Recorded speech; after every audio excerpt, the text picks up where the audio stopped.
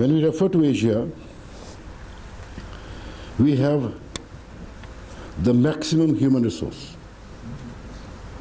We have maximum consumer markets, maximum manufacturing, maximum natural resources, and the development scope,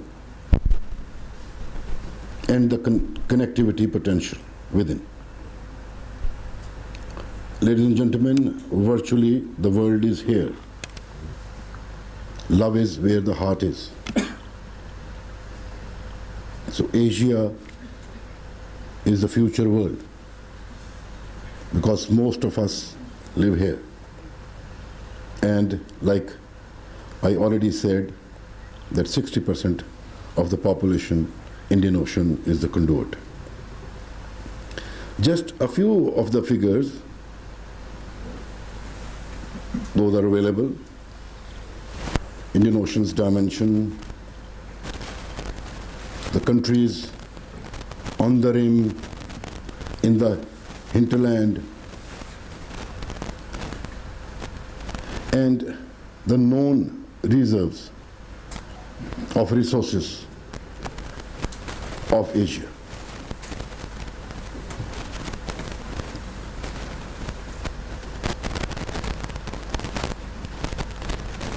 $99,000 trading ships,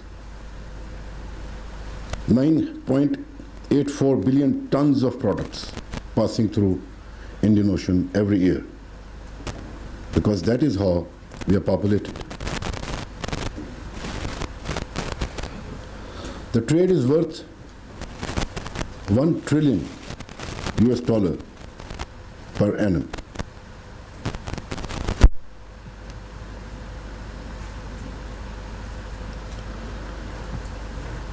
The oil barrels, Strait of Hormuz, 17 million per day.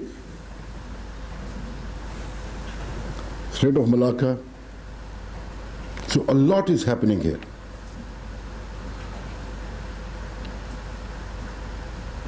So Asia plays an increasingly important economic and geopolitical role, and the Indian Ocean region provides the foundation for the trading system that underpins Asia's economic importance. That is why it was said, whoever controls the Indian Ocean dominates Asia. This ocean is the key to the 7 seas in the 21st century. The destiny of the world will be decided in these waters. So if this is the significance of Asia, of Indian Ocean, hence the policy of rebalancing Asia. So Indian Ocean is not in isolation. I will refer to you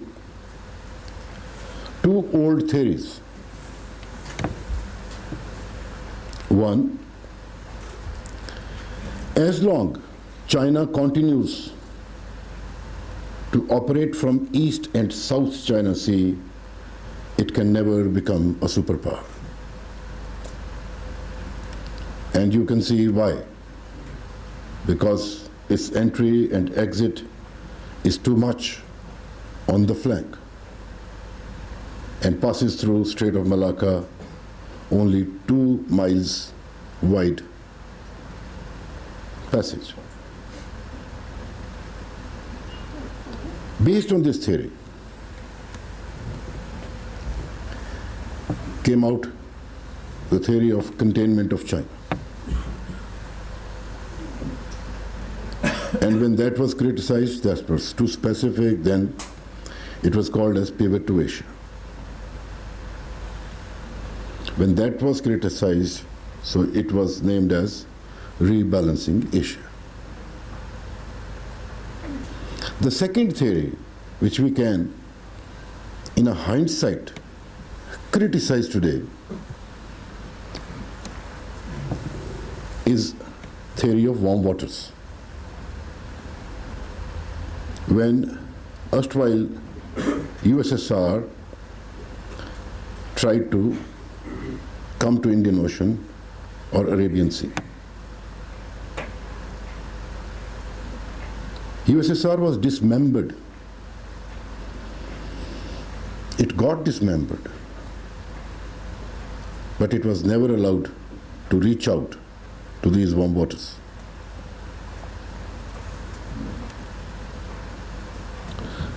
So, ladies and gentlemen, if both these powers can be strategically kept in their backyard enclaves, they will never be able to challenge.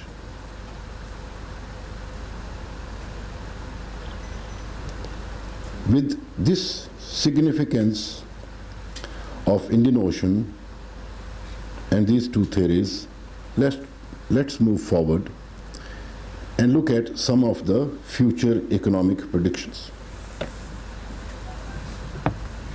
It says, and concentrate on the top line, it says that USA will be the leading superpower for another 20 years. Then it will be taken over by China, then Russia, or perhaps the next century will belong to Canada.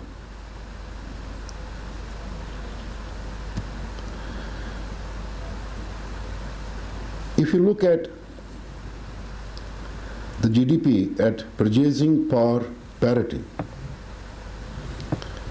2009 to 2050, so US is on number 1, but it is likely to come down to number 3 in 2050. But look at the difference in the amount of dollars written in front. Similarly, another study says that 2040 China will cross US in projected GDP. There is yet another study. The 10 leading economies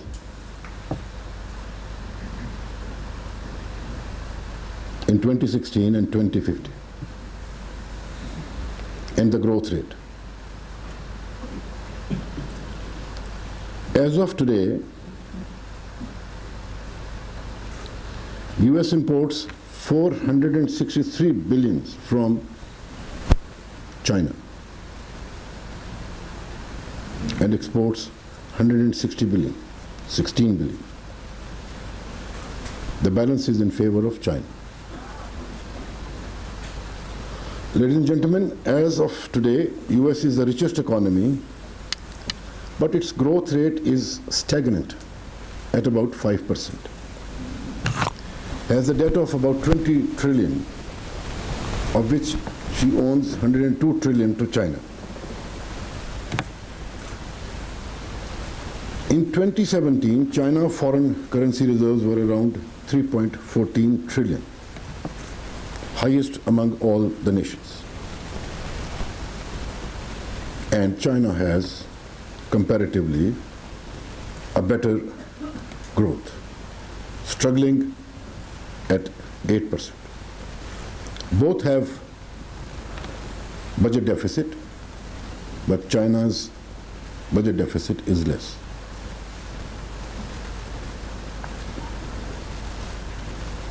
Now it is written on the wall. All future economic projections show that in 20 to 30 years, China will surpass US economy and US will no more be a superpower. Now I am talking all this to you as a matter of understanding. But that is how it appears. That China has become the manufacturer of the world. China has become the banker of the world already. Second largest economy, second largest military spender, geographically secure and hard to conquer. It is in the depth.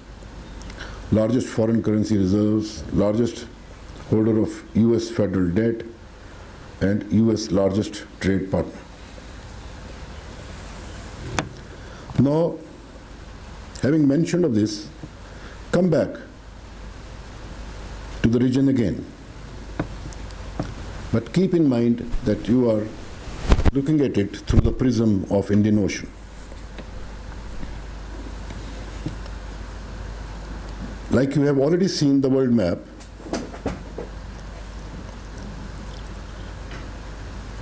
and the population therein,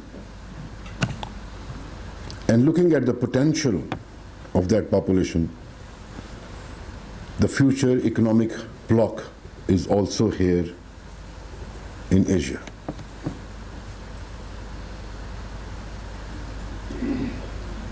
If that is it, then what is happening? What is the geo-economic and geostrategic design then?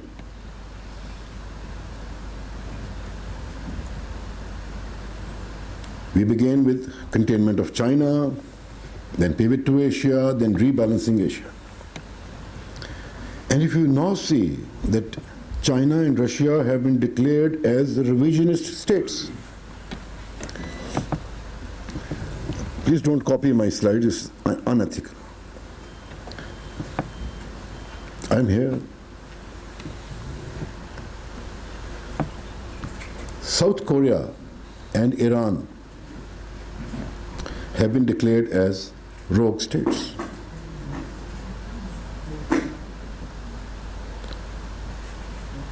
And India has been declared as a strategic partner and a net security provider. Now, as the luck would have it, that this potential of Asia has,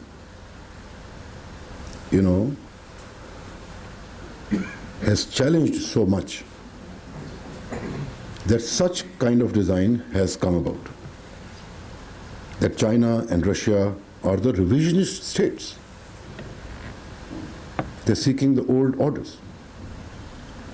And it is publicly declared. Amazing how from cooperation to competition you transit by way of manifesting your power. And if you look at it, what is that rebalancing Asia? What is that containment design? I am again referring to an open source slide that as of today, US maintains nearly 800 military bases in more than 70 countries. So if you look at the presence of major bases, where do you find them? Most of it is in Eastern Europe.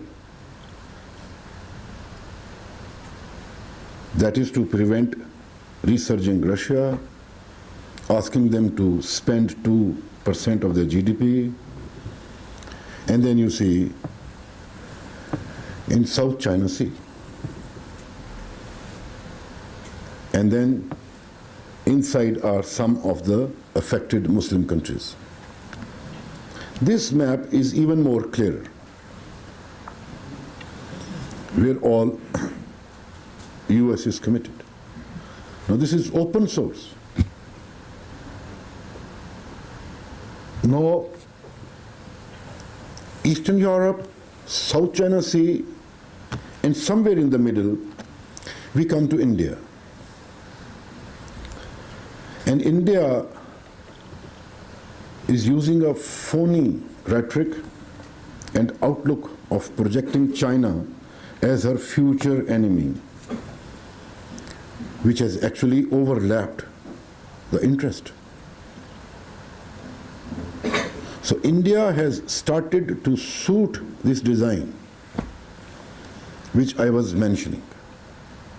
And now India is being prepared as a strategic counterweight to China. This is a geo-economic shift.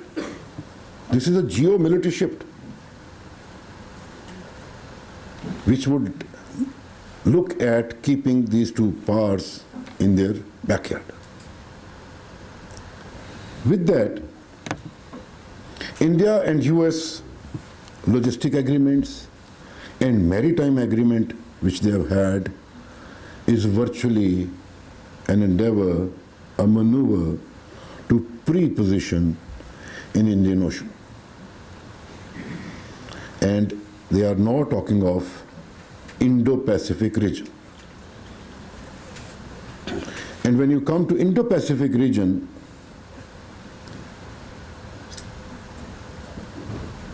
and you look at South China Sea, 90% China's trade passes through South China Sea. So all the countries of this region are being befriended. And I need not elaborate more that what is the situation there because of the North Korean peninsula. Now, Indo-Pacific, 368,000 US military troops are already there. And US has already started to disperse these forces throughout the region. And this is how in South China Sea or in the Pacific region, US is disposed of like this. And if you look at the full map, Eastern Europe, Afghanistan, and the way troubles are created with Iran, then India, then Pacific. So this is how it turns out to be. And hence the response, because it is understood that we are being contained. So this is the response of China, one belt, one road. Ladies and gentlemen, this is as a matter of understanding that I'm talking to you, that there's a great power rivalries which is being aggravated in Asia. Now, if you want it, you don't want it, but that is how it has turned out to be. Now, we haven't declared China and Russia as revisionist states. But since they are challengers, unfortunately, what can we do? Region has become more competitive. What do? There is a perpetual war in Afghanistan, and we don't see any end to it. This presence of Daesh in Afghanistan and in the region. In this, Pakistan continues to fight, terrorism. We have already lost 60,000 lives. Colossal economic loss. There's a turmoil in the Muslim world. India is growing militarily, okay. And you see there is a huge asymmetry. Look at the defense budget of two countries.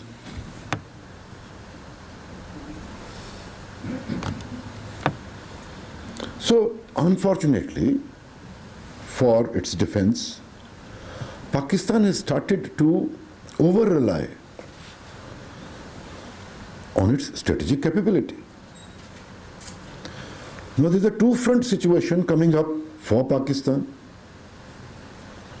and there's also a two-front situation coming up for India. There are disputes in the region. There is no dispute resolution. What do we do? There's so much of extremism, extreme thought, which has started to prevail. So we are actually living in an altered region, which has become very fragile. So this is where, somewhere, we are. But let me bring you back with these global power politics dimensions. Let me bring you back. Where do we go from here? As I have already explained, that the world is here. We are part of this world,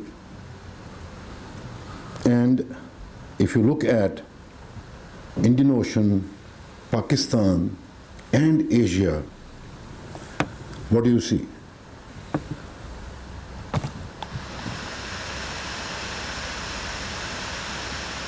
This is Pakistan.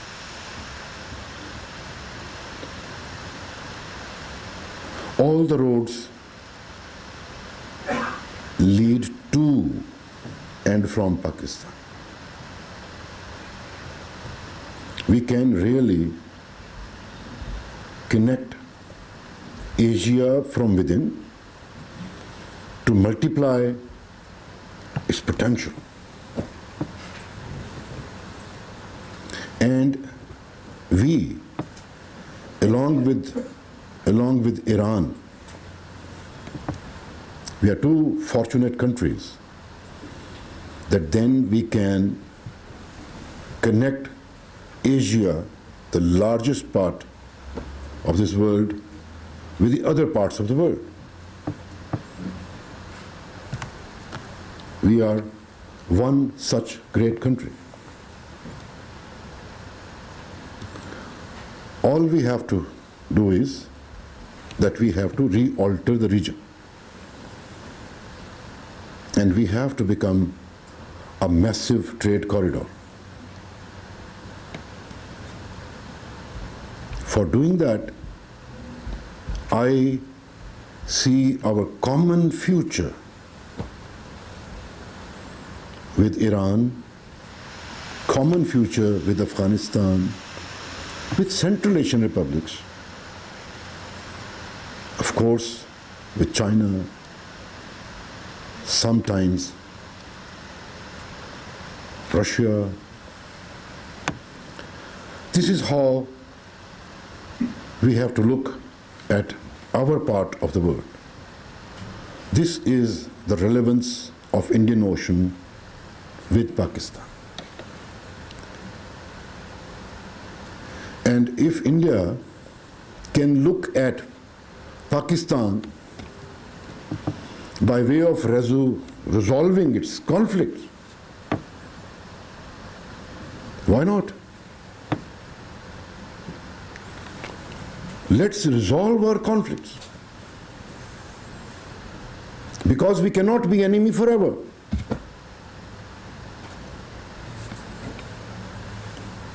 That makes no sense.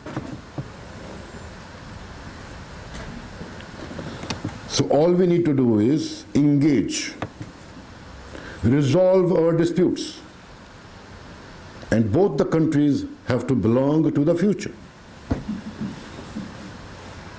Now the next question is that do we do it ourselves or we leave it to our children?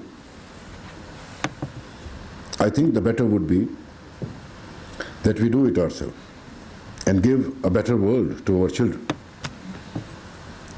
Now, ladies and gentlemen, like I have said, how do we see our common future in the region? And if we can become a massive trade corridor, obviously, we will become a trade hub. And if we will be trade hub, obviously we will be economic hub. And if we are economic hub, obviously Pakistan will be industrial hub.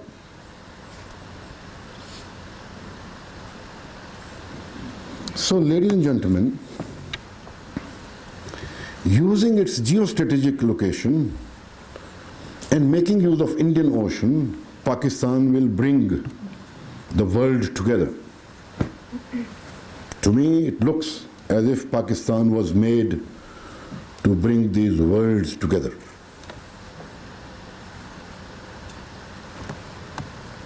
You can again have a look at this map with north frozen, semi-frozen, Pacific too much on the flank, Indian Ocean is the one which holds in its tides the future. And we need to understand the competition there. But Pakistan is looking at all this economically. We are looking at it for playing a better role for the world. We are not looking at it militarily. We do not challenge anyone. We would not like to be challenged or hampered by any means whatsoever. Pakistan is a country which has always worked for the betterment of the world. We are a great nation with warm hearts, with all the resilience at our disposal. We have a great future, and that is where we want to belong to. Ladies and gentlemen, I thank you very much for listening to me with a lot of patience. I do have a small clip to show. I can't tell you your fortune, but I can tell you where fortunes can be made. I have $1 trillion worth of minerals buried right under my soil, and coal reserves that can keep burning for 500 years. Even my salt mines are worth gold because they are second largest in the world. I have all the right connections with the world's deepest seaport, connecting to one of the world's highest roads and leading to one of the world's oldest trading routes. You can always bank on me because my banking industry turned over 36% in profit, and my stock market was number 3 in the world. I am also the world's breadbasket, the 4th largest producer of rice, mangoes, and cotton, and the 5th largest producer of milk, sugarcane, and dates. From precision instruments that read your heart, to fabric that adorns the sleekest fashion shops. From a tiny matchstick to a roaring jet fighter. And maybe even the t-shirt you're wearing. I am everywhere.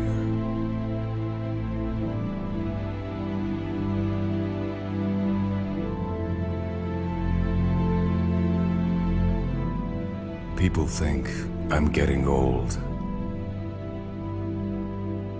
But the truth is, I've never felt younger. My arteries are spreading and pumping with fresh blood. I'm flying higher and farther than I ever have. I'm running faster than ever. I'm filled with new energy. The passion to learn, the desire to discover and to remain as young as ever. I am not history. I am the future. I am the home of great people who changed the course of history, and also those who define the future. Be it theoretical physics, the Higgs, or neurosurgery, the Academy Award, or the Nobel Prize, this is the home of winners. Airwomen, sportsmen, and the statesmen, all walking out of the doors of over 160,000 schools. Schools that are teeming with dreamers, thinkers, and doers. You could try guessing who I am, but you'd be wrong. I am Pakistan.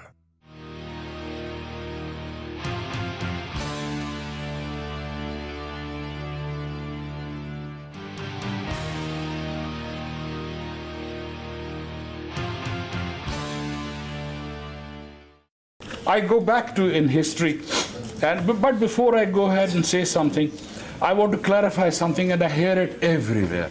Please take it off your heads and come in the right perspective. And that is that Mahan said that Indian Ocean will be the center of all activities of the world. I don't know what else he said. He never said anything like this. I sat in the Mahan Hall in US Naval War College. I sat in the Mahan Hall and I discussed it with all the people who have researched on Mahan. And then I read about 5 books that chap has confused the word. He never said this. And I have seen this being said by the Indians and by some of the Pakistani people. I wanted to tell the general about it, but he's gone back. Somebody must have fed him, you know. Anyway, the world is wonderful. Take it as it is, positively. And the world is very negative also. The world has given us so many things. Thank God for that. And the world has taken away a lot many things from the people who were not Europeans. Not Europeans.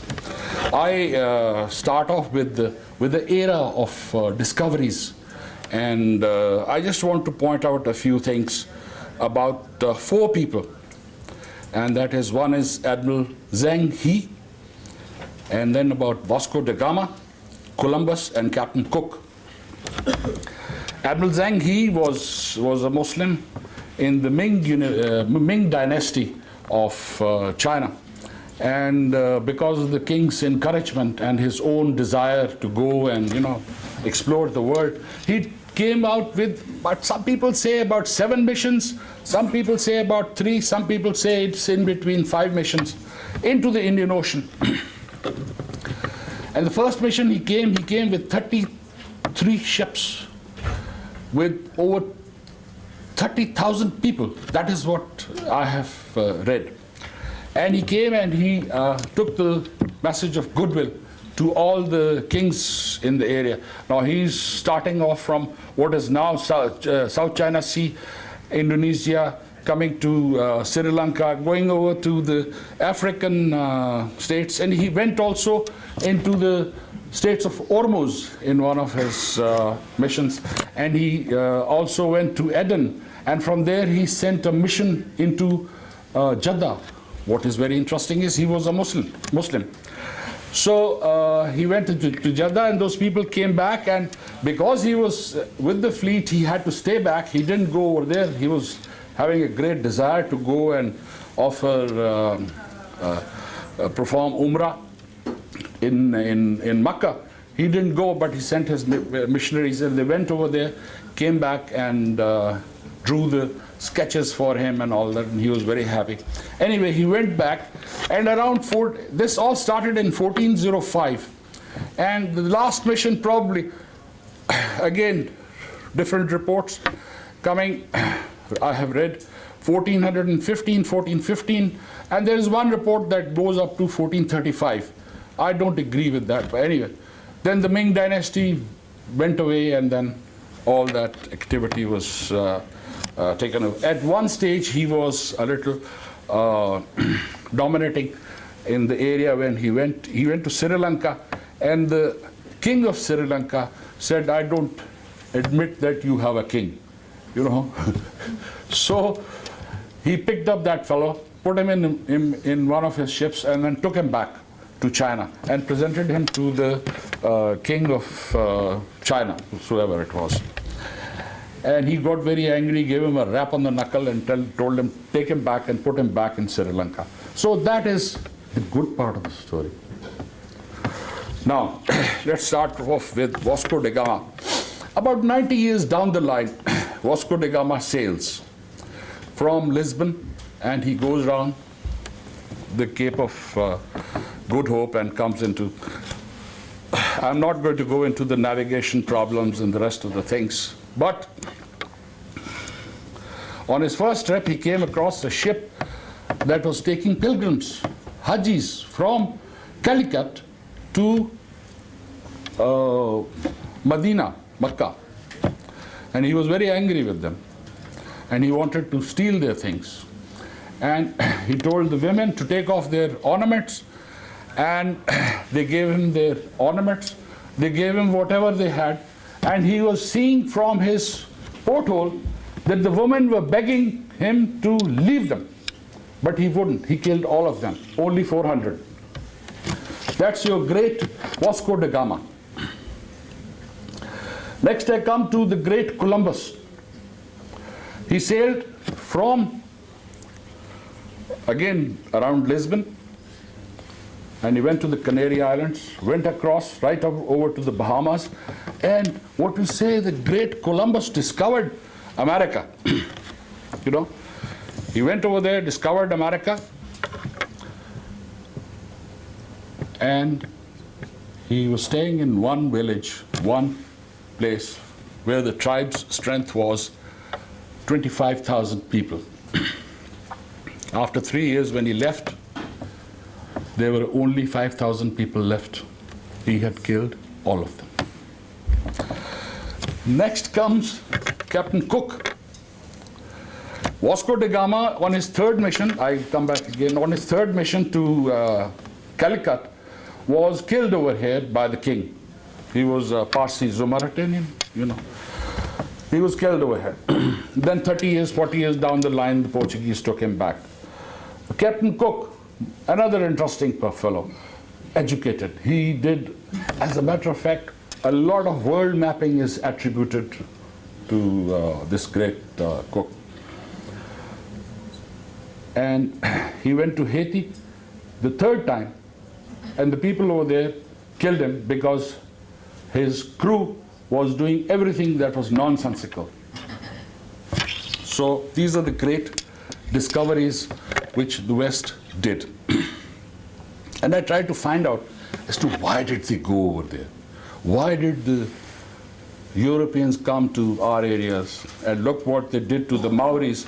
Look what they did to the Canadian people over there. I found out that they left their countries for God, glory, and government. The 3 G's that are very much talked of. However, to my understanding, they added greed and guns to that. Why I have given you this great story, 4 stories and all that, is that these things are going on even now. They have not changed. The method has changed. The various conferences we go and sign, we say, wonderful people we are, we have everything, signed everything that is peaceful. Well, try and understand that the people who brought malaria, tuberculosis, scurry, gonorrhea, and syphilis to every corner of this world are the Europeans. Don't forget that part of the story.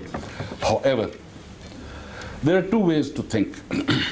and there is one way, which is what we are all preached. We are nice people. That is, we remain dukhi all our lives. We want to be good shaires. We want to have, dukhi shairi, dukhi filme, dukhi drame. Jab tak udhar rona hoga, to we want to remain over there. We don't want to come out. Those people who want to achieve something, go out and do it. They just don't talk. They just move. Our problem is that we want to remain dukhi, and we want to become darwishes, and we want to listen to Bulle Shah. We keep on listening to Bulle Shah. Fine, he's a good man. Good shairi. But then move on, man. There is a lot many things. People have gone to the Mars, and people have gone to moon and everything. We got to move. So that is what I wanted to say. Indian Ocean will remain vital. I will not make the statement that has been attributed to Mahan, and all I say is best of luck. Remember, all what these people have said are good things, and they deserve merit. Thinking. The thinking will keep on evolving. The ships of Admiral Zhang were 20 times bigger than the ships of Columbus. Columbus sailed with 3 ships. Zhang ship sailed with, I mentioned to you, 33 ships. He had carried 30,000. Whereas this chap, Columbus, carried 150 people. And look what they did over there. I've just mentioned to you what. So be very careful what the world is doing. The world is coming up with a lot many accords like this India, Japan, Australia and all that. Fine, we go and sign all these things. The person who signed UNCLOS from Pakistan was not a naval officer. He was not even a hydrographer. He just went and blindly signed and comes and tells people like us, oh, ji, main ji sign karke aa gaya ji, main bada phanne khan. Actually, he didn't understand the whole thing at all. This is what it is. Our problem is over here. So, you make your own choices. Dukhi rehna hai to dukhi raho. Nahi rehna to phir kam karo. And keep your money in your own country. Don't send it to UAE, London or South America. Bye-bye.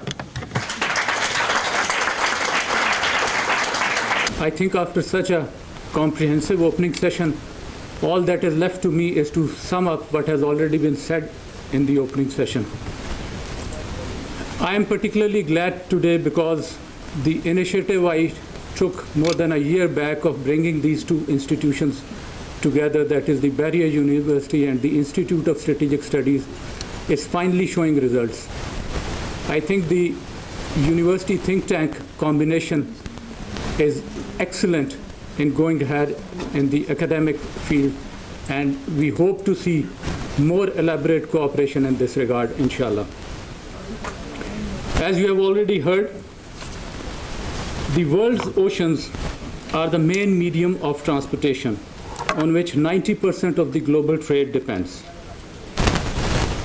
Oceans are also a great resource of food and other organic and inorganic materials. It is said that almost 70% of the world's population lives on or near the coast. With increase in population and dwindling resources on land, the significance of seas as an immense and scarcely utilized reservoir of food and other resources is obvious. Despite such overwhelming dependence on sea, the human understanding of the seas is very limited.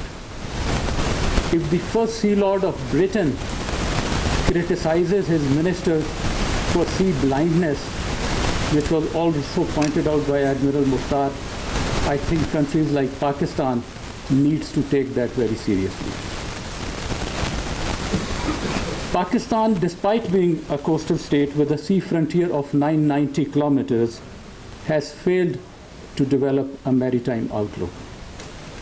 And therefore, we need to invest more time and resources in trying to understand this domain And this conference is just another step in that direction. Oceans have always been a major focus of mankind. The attraction for sea is founded in its riches as a repository of unending resource, a means of transportation, a dominion of power, and an arena of diplomacy and influence. It is often propounded, and not without reason, that the economic well-being and prosperity of the entire world is inherently linked to the sea. Robert Kaplan argues that the most contested area of the globe in the last century lay on dry land in Europe. In 2016, you are all aware that India signed a logistics agreement with the United States that will facilitate US facilities used by the Indian Navy and Air Force.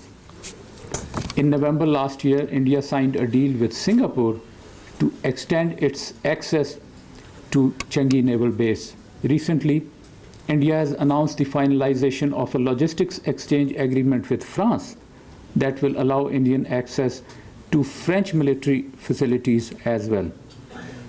And India has also proposed use of Vietnam's Cam Ranh Naval and Air Base.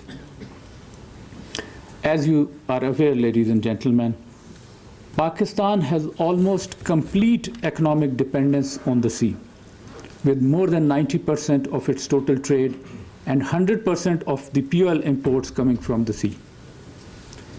This dependence is likely to increase manifold with the operationalizing of Gwadar and CPEC. This would require a robust maritime infrastructure and a more developed shipping industry. Also, the non-traditional and asymmetric challenges of maritime piracy, terrorism, human drug and arms trafficking, challenges from marine pollution and climate change, etc., are very important issues, but I'll leave them for Commodore Tipu because he is going to speak particularly on maritime trends, and I don't want to preempt his talk. In short, the current security environment in the Indian Ocean region is characterized by some unique features. There is no region-wide security regime in the Indian Ocean. The sub-regional security regimes are weak. The existing security arrangements are primarily led by the West, orchestrated by the United States of America. And there is an emphasis on bilateral rather than multilateral security arrangements. It is against this complex backdrop, juxtaposed with challenging internal security and economic situation, that Pakistan has to formulate its maritime strategy. To conclude, ladies and gentlemen, I think after internal stability, of course, Pakistan's primary challenge is lack of maritime outlook. Since its inception, for understandable reasons, Pakistan's strategic orientation has primarily been continental. This, ladies and gentlemen, is not going to work in the new world order. Our strategic planners, our academicians, our intelligentsia, and decision makers, they'll all have to realize the importance of the sea and shift focus to sea. And I'm very happy to note that a Lieutenant General had tried to, and very successfully, understand the situation of the Indian Ocean region. Changing mindsets is never easy, but the transition has already begun, particularly after CPEC. All that we need to do now is to give it direction and momentum. and I'm sure we have a bright future ahead of us. With that, I thank you very much for your kind attention. Respected ladies and gentlemen, Assalamu alaikum. The topic of my presentation is FLASH, which is current global maritime trends and Pakistan. Due to the paucity of time, I'll restrict my talk to the issues which directly relate to Pakistan and are important to its security and socio-economic well-being. The Indian Ocean is fast becoming the new center of economic gravity as it ties together the economic fortunes of emerging Asia, the United States, and Europe. One can witness maritime rivalries as well as international cooperation in the Indian Ocean. The future trajectory of events in the Indian Ocean may not be very clear, but the economic and strategic importance of the ocean's major slocks, that is sea lines of communication, particularly its choke points, will continue to grow. A large percentage of world's armed conflicts are presently located in the Indian Ocean region, while the waters are also home to continually evolving strategic developments, including presence of extra-regional forces, emerging competition between China and India, nuclearization of the ocean littorals, US interventions in the regional countries with allied and some local support, threat of terrorism, continued threat of piracy in and around the Horn of Africa, and I must also mention the severe threat to the vital living resources of the ocean. I'll cover the topics briefly which are flashed in my presentation today. First, the maritime security. The naval response to the needs of maritime security in the Indian Ocean has been through deployment of navies by a number of countries and alliance partners. US-led combined maritime forces is a multinational naval partnership. CMF main focus areas are defeating terrorism, preventing piracy, and encouraging regional cooperation and promoting a safe maritime environment. It comprises of 3 task forces which are flashed, and besides CMF, European Naval Force and the Chinese Naval Task Force, along with independent deployments from a number of countries which include India, Iran, Japan, Malaysia, Singapore, Korea, etc., are deployed in the region for anti-piracy and anti-terrorism operations. Pakistan is part of the CTF 150 and 151 and has commanded these forces several times. Pakistan has also been active in improving mutual understanding and interoperability of the world navies, contributing to the maritime security through Aman series of exercises. The latest was held in 2017, in which 35 navies participated, and 9 of these were with their units. I must mention here that it is an exercise which has brought together the US, Chinese, and Russian fleet units in an exercise together which is unprecedented elsewhere. The external powers have significant interests in the Indian Ocean region, including freedom of navigation and uninterrupted flow of trade and maritime commerce. Some Indian Ocean states are of the view that the responsibility of Indian Ocean maritime security should rest primarily with the littoral states. However, external powers have their legitimate interest to protect, and they also have the capacity to contribute, which the littorals lack. They are here to stay, as long as their interests remain here. The answer to the issue is effective maritime security cooperation, catering to needs of both the littorals as well as external powers. The experience of anti-piracy operations proves that this is possible. The Indian Ocean is also a major testing ground for great power relations between the US and the potential emerging contenders, China and India, who harbor mutual mistrust. The US naval supremacy will continue. However, China will slowly catch up in some capabilities, and also India to some extent. In view of their respective interests and ambitions, both China and India are starting to consider the Indian Ocean in terms of prerogatives and responsibilities, which is a potential source of future conflict. Pakistan remains cognizant of this situation, and naval development strategy attempts to cater to the maritime security needs remaining within the budgetary constraints that we have. Coming over to the piracy and armed robbery. First, I'll show you a few maps just to highlight the extent of piracy. This is an old map. It doesn't extend to this much now, but Horn of Africa, south of Nigeria and other areas, Malacca Strait and the ocean, sea area around it, and some armed robbery attempts in South America also happen. This is closer view of the Arabian Sea. This is about the extent to which the pirates operated, but they have now gone back and operate close to Somalia. Only the last year there was a piracy attempt in the Gulf of Aden.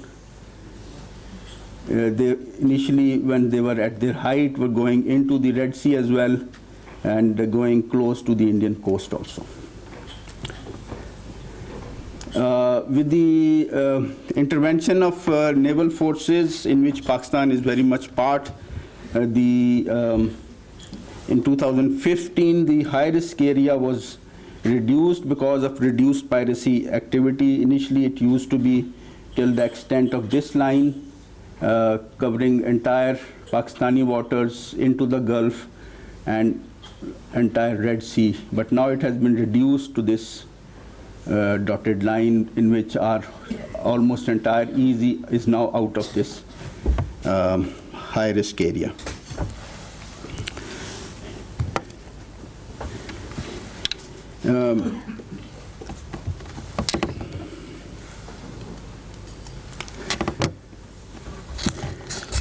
Besides the threat to life of seafarers and cargo and disruption to trade, another implication is increased shipping costs because of imposition of war risk surcharges by the insurers.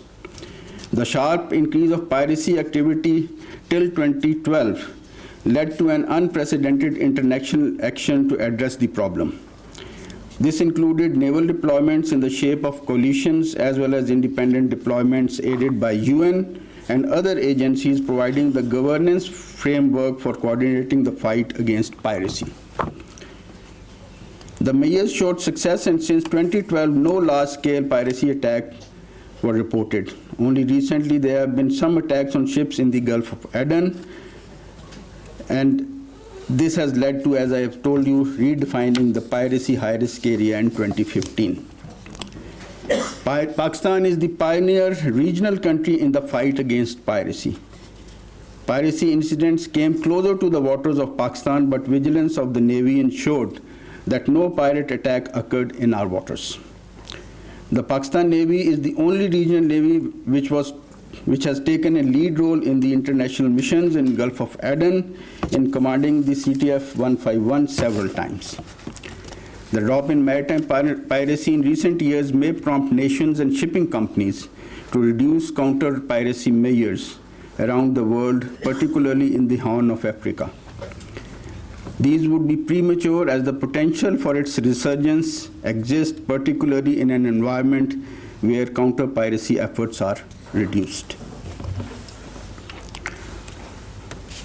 Illicit trafficking includes trafficking of narcotics, illegal arms, human smuggling, and general smuggling of contraband items like liquor and smuggled gold, etc. Such trafficking involves transnational organized crime syndicates. They also have a nexus with pirates, as the medium and means used by the traffickers as well as pirates are same. And for that matter, the same means can also be used by potential terrorists. Illicit trafficking happens all over the world, and oceans are a preferred medium for this activity. Within the Indian Ocean, Pakistan is affected by all types of illicit trafficking, which is either headed to or from Pakistan's coast. Significant efforts on the coastal belt and at sea are employed to counter the illicit trafficking. Besides curbing this activity, it also contributes to countering piracy and terrorist activity. The topic for my presentation today is the Asia-Africa Growth Corridor, Opportunities for Pakistan. The Asia-Africa Growth Corridor, a relatively new idea in the maritime domain, was announced in 2017 in May at the African Development Bank Summit, which was held in Gandhinagar, India. This corridor is a duplication of the Freedom Corridor, which was originally proposed by the Japanese Prime Minister Shinzo Abe during his 2016 meeting with the Prime Minister of India, Narendra Modi. So what exactly is this corridor? The Asia-Africa Growth Corridor is an Indian-Japan economic cooperation agreement which aims at the socio-economic development of Asia and Africa. This corridor is also built along the lines of the BRI initiative of China. Although the BRI initiative is a much larger and bigger project, this corridor can serve as a complementary corridor to the BRI. I am flashing the map of the corridor here, and I'll be coming back to this map later on by the time I'm finishing my presentation so that we have a better understanding of what exactly this corridor aims at and what it aims to achieve. The idea of the corridor was initially discussed in the India-Japan Annual Summit meeting in Tokyo in November 2016. The idea was to better integrate Africa by establishing strategic linkages with other areas such as South Asia, Southeast Asia, East Asia, and Oceania. So what the corridor is suggesting that the eastern side of the world, the eastern rim from the eastern rim of Africa onwards to Oceania, which technically means 75% population of the world, should be interconnected. When the idea was initially proposed in 2016 as the Freedom Corridor, there were a lot of technical glitches that needed to be addressed. So the governments of Japan and India hired 3 think tanks. Number 1, Research and Information System for Developing Countries, RIS, based in India, which primarily deals with the African countries. Also, the Economic Research Institute for ASEAN and East Asia, the Indonesian think tanks that deals with the countries of ASEAN and East Asia, which also include Japan and India, the main sponsors of this project. And the Institute of Developing Economies, Japan's external trade organization, Japan. So this think tank specializes in identifying opportunities for Japan to invest outside Japan. So these 3 think tanks, in coordination with their governments, worked together for 7 months, and as a result, the Asian-Africa Growth Corridor was announced.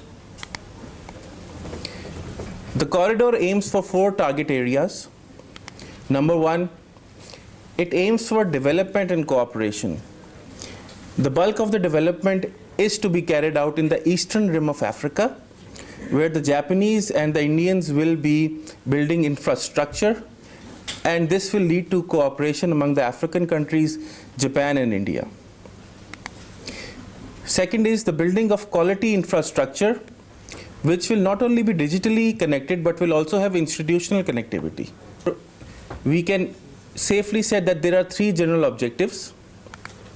Number 1, the corridor wants to advance both India and Japan's individual and mutual outreach towards the African continent, focused mainly on developing quality infrastructure investment. The term quality infrastructure investment is used purposefully, as currently the Japanese and Indian media outlets are promoting the Chinese infrastructure as not up to the mark, and they have been continuously using that the Japanese and Indian infrastructure will be quality infrastructure investment. The second one is to link Africa with the Indian Ocean region within an intercontinental context of Asia-Africa cooperation, whereby Japan and India are envisaged as playing leading roles